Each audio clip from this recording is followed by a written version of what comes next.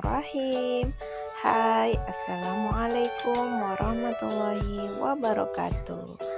Nah, perkenalkan di sini bersama saya Zahra Nifatwa. Kita akan belajar menyenangkan di SDN 115484 Sidomulyo. Kira-kira apa ya isi dari video ini?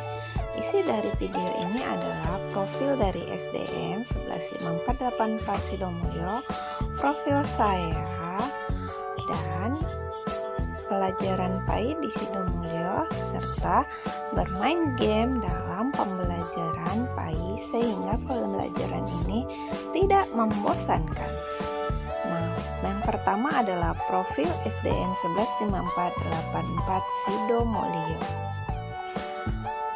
SD Sidomulyo merupakan sebuah sekolah dasar negeri di sebuah desa yang terletak di Kabupaten Labuhan Batu Utara, Provinsi Sumatera Utara. Untuk menuju sekolah, orang dari luar desa harus melewati perkebunan yang tatkala hujan datang akan menjadi licin. Namun walau begitu, di desa kami ada bank milik BUMN loh, dan juga objek wisata yang dikenal dengan nama Negeri Dongeng karena bentuknya yang unik seperti di dalam dongeng. Namun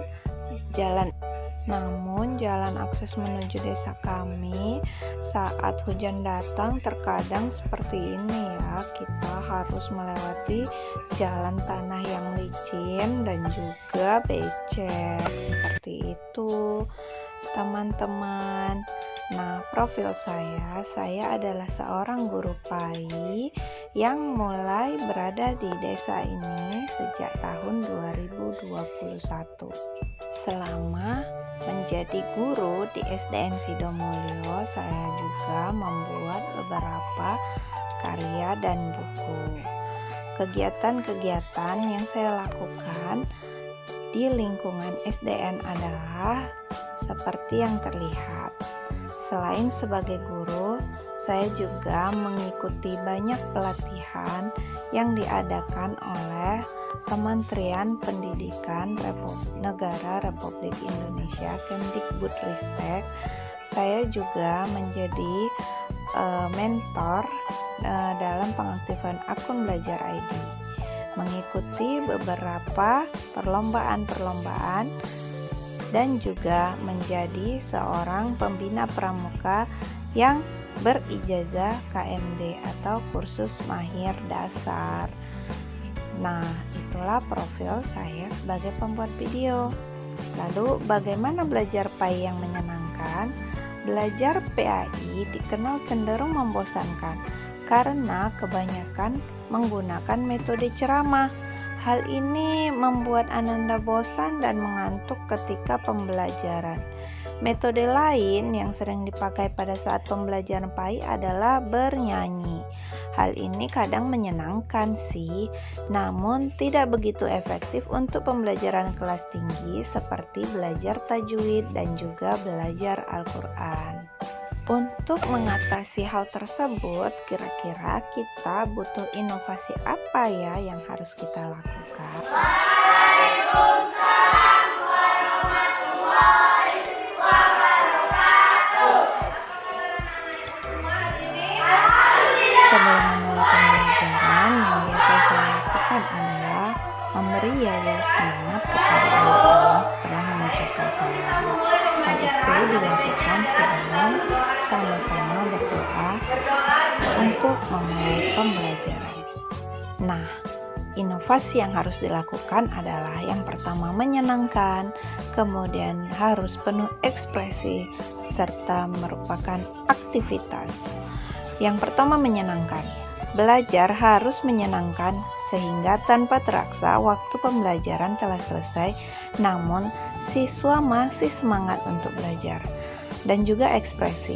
Belajar itu dapat meluapkan ekspresi siswa-siswi dalam prosesnya sehingga pembelajaran lebih ke arah siswa. Kemudian pembelajaran itu harus penuh dengan aktivitas sehingga siswa bisa mengekspresikan diri dan menikmati pembelajaran dengan menyenangkan. Dalam contoh yang telah saya lakukan adalah bermain game shortcut. Nah, pada saat bermain game shortcut, secara sadar ataupun tidak sadar, anak-anak telah berkolaborasi dalam hubungan yang harmonis untuk bisa menentukan, untuk bisa menyusun kepingan-kepingan kalimat kata-kata yang menjadi satu ayat yang utuh. Jadi, yang walaupun mereka tidak kompak, apabila diletakkan di dalam satu kelompok, maka mereka akan menjadi tim yang hebat dan juga harmonis. Kemudian, ada juga yang dilakukan seperti menginstal aplikasi pembelajaran serta memainkan gamenya. Yang ada di sini adalah seperti permainan game belajar tajwid. Nah, di dalamnya juga terdapat permainan yang bisa mereka mainkan di rumah. Selain dari itu, aktivitas yang dilakukan sebelum pembelajaran adalah melakukan sholat duha berjamaah. Hal ini dilakukan untuk melatih siswa dan siswi agar senantiasa melakukan sholat baik di rumah ataupun di sekolah. Hal ini juga untuk melancarkan gerakan-gerakan dan memperbaiki bacaan-bacaan sholat Ananda, sehingga pada saat Ananda belajar ataupun melakukan sholat di rumah, mereka telah mengetahui bacaan yang baik dan benar dan juga gerakan-gerakan yang benar. Dengan cara itu pula, siswa-siswa bisa juga menjadi contoh bagi saudaranya di rumah ataupun bagi kakak dan juga adik-adiknya. Hal ini juga untuk meningkatkan keimanan dan ketakwaan Ananda dan juga penilaian dari pembelajaran ketakwaan terhadap Tuhan Yang Maha Esa.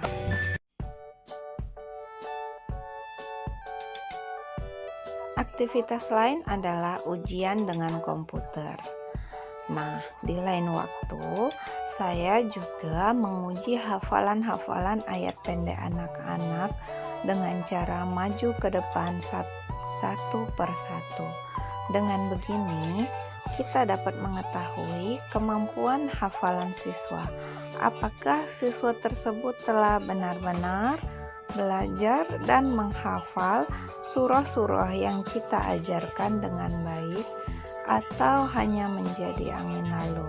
Nah, di sini saya menemukan seorang anak yang tidak aktif dalam pembelajaran dan juga termasuk anak yang sangat malas menulis, namun pada saat melakukan hafalan ke depan, dia memiliki hafalan yang cukup baik dibandingkan dengan siswa yang dalam pembelajaran lainnya itu pintar dan juga aktif. Maka dari itu, metode pembelajaran dan kemampuan siswa dalam menangkap pembelajaran tentu berbeda-beda. Tinggal bagaimana cara kita sebagai guru untuk bisa memperoleh nilai terbaik dari siswa tersebut tanpa menyudutkan siswa tersebut. Dengan cara itu, kita bisa tetap memberi apresiasi kepadanya dan siswa itu dapat melakukan pembelajaran dengan baik dan menyenangkan.